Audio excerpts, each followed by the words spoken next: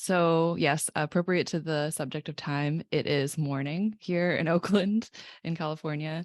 And I just wanted to share a couple of ideas from my book, Saving Time, and maybe just sort of contextualize it by saying that I consider it to be most of all a book about language, the language that we use to think about and talk about time. And it was also motivated by my desire to find a relationship to time that didn't feel painful, whether that meant time pressure, sort of daily time pressure, climate dread, or just the simple fact of mortality that I only have so much time. And so that's kind of what I set out to think about when I wrote this book. I want to give here just two sort of brief examples of two very different ways of thinking about time in order to kind of make that contrast more obvious. So the first is just sort of time is money. It's a very familiar phrase. And I think sometimes when we say time is money, we actually just mean time is important, time is of the essence. As humans, we have always needed to be attentive to time and use it wisely in order to survive. So there's nothing new about that. What I was sort of interested in thinking about more was the more literal concept of time as money. Literally, time is something that can be bought and sold, typically the time of other people. And with that, the idea of time as abstract stuff. So it's abstracted from natural cues. And so I think what I really mean is sort of man hours or labor hours that are divorced from places and from individuals. And I think, for some people it's a familiar history, but I do think it is worth kind of going to the root of that idea because it's something that we just sort of, either take for granted or just really live with that language of time. For me, it was really interesting to revisit the history of how something like canonical hours in monasteries, which were not necessarily equal hours yet, but definitely showed some sort of cultural emphasis on punctuality and regular work, spread into rapidly commercializing, European towns that had a new need to count and measure labor hours that were being bought. And then how that was also exported via colonists to places with a very different understanding of time. And something that I found really fascinating were accounts of encounters between, colonists and people living in these places where it's sort of like a language barrier. You have one sense of time that's very task oriented.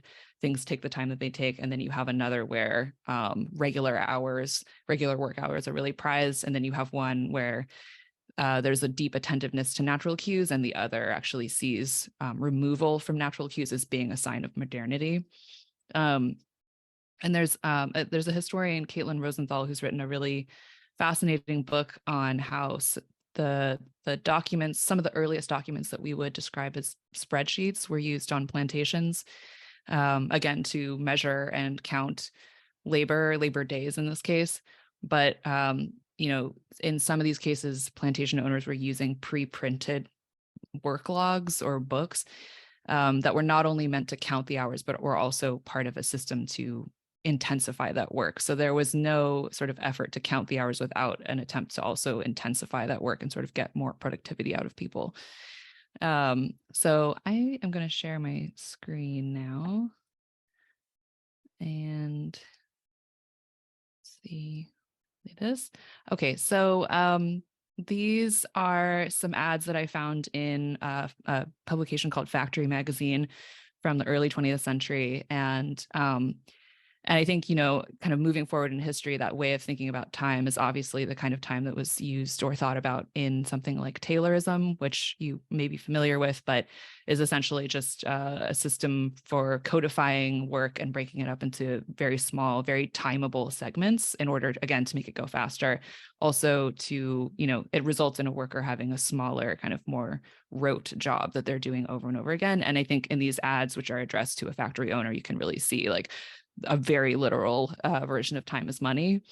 But this didn't just apply to the industrial world. Already around that time, there were books trying to apply Taylorism and scientific management to the office. And one of my favorite examples is where they tried to time how long it takes to punch a time card, in which identify card was timed as 0.0156 seconds, and get time card from rack was 0.0246 seconds. So you can really see this like minute timing of these things. And although this seems like something from the past, it's very much still with us. Whether that is employee tracking software that's installed on remote workers' laptops, telematic systems that are used in delivery trucks that can see every move they make and when they, use their seatbelt and when they don't. And then I also think of the scanner guns that are used in Amazon warehouses, which are both directing the worker and timing them. And when I think about this legacy of this way of thinking about time, I think about this short film called Merger by Keiichi Matsuda. It's a 360 film, and it's this woman who's basically working alone in something like a personalized assembly line, struggling to keep up with these prompts and pop-ups and messages. And you can see in the background, she's being kind of surveilled by an evil version of Microsoft Clippy, the paperclip. And I think, one thing that's worth noting that you can see in this example is that although not everyone's experience of time on the job is like this, for those who do, I think it cuts across what we would describe as white collar and blue collar work. And so that's one way of thinking about time. The second that I want to contrast that with is something that I would maybe describe with a term from the geologist Marcia Bjornerud, and that's timefulness. So she uses timefulness in order, as a geologist, to talk about how when a geologist looks at a landscape, they see the past in the present. This is an image of Pescadero. It's a beach not too far from here that I use in the book as a way to illustrate this kind of thinking about time. Notes here. And so you can see what happened, but also you can think about the fact that the identity of any particular rock literally is what happened to it. If you look up any kind of rock, the description will be, it got subducted, there was a presence of water, there was this kind of mineral, right? There is no identity of a rock without its past. And so in the book, I have an image of these pebbles from this beach, and I ask the reader to sort of look at them and consider that they're not signs or symbols of time, but they actually are, in a way, time itself. The other example that I use is, let's see. I don't have time to talk about that. Sorry, I forgot about that in there. So I talk about a buckeye tree in my neighborhood, and it's a California buckeye tree. It has a kind of interesting schedule. It goes dormant for a lot of the year. And then in the spring, things start happening really fast. And right now is actually a very exciting time to be looking at the buckeye tree. But essentially, it's something that I walked past hundreds of times during the pandemic. And I found that I actually really needed at that time an illustration of time that was dynamic and that was nonlinear, because pandemic time felt very kind of stultifying, like every day was the same, time is undifferentiated, right? And so I described this exercise of choosing a thing and paying attention to it in order to be able to see the change in it as unfreezing something in time, as sort of like a mental exercise. And one of the things that happens when you do that is that the agency of the non-human world becomes more visible to you, sort of aliveness of the world. And I find that an interesting effect of that is that I'm sort of reminded also of my own aliveness and my own agency, and that I'm not simply a repository of labor hours who's living out a script, but that I actually have the potential for unexpected actions and responses to the world. And so, as you can imagine, I took a lot of inspiration from Indigenous scholars in particularly thinking about this way of reckoning time. One of the things I really valued about that perspective is there are many examples of place-based timing. So Tyson Yunkaporta, who is an Aboriginal author, has written about a tree in Australia that the Aboriginal name is the same as the word for eel.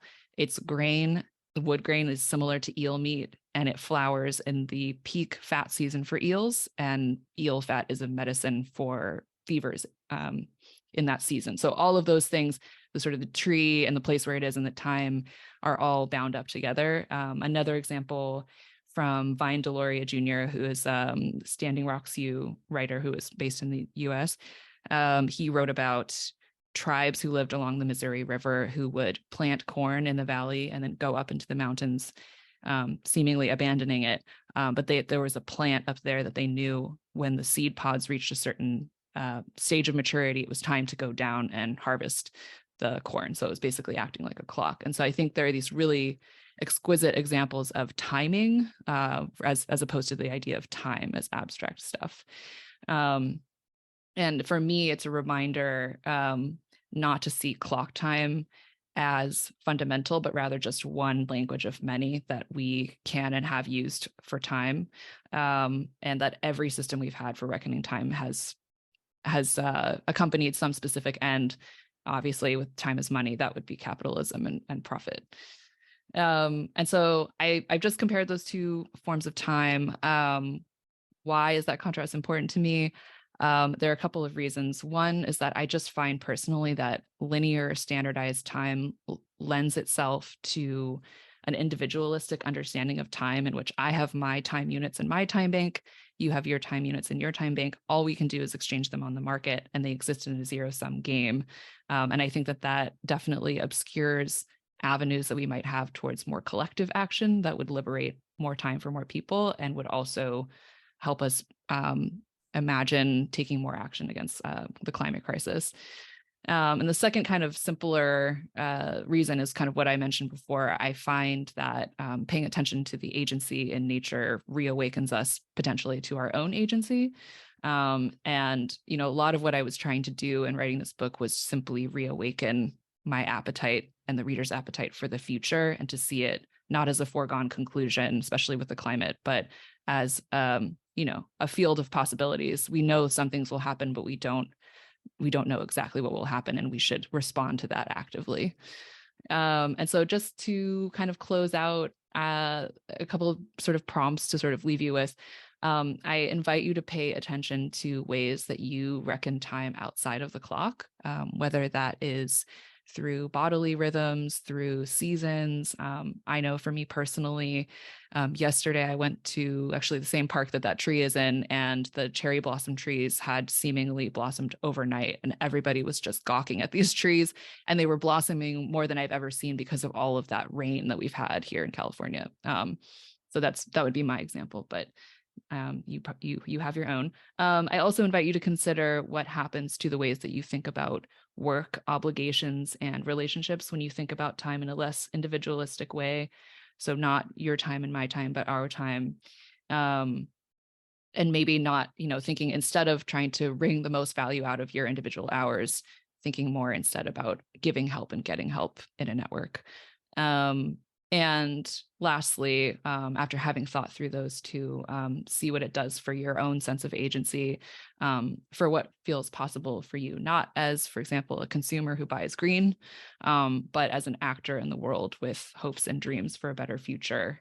And that together with others, you might be capable of actions that you can't even imagine currently. So I leave you with those, and thank you for your time.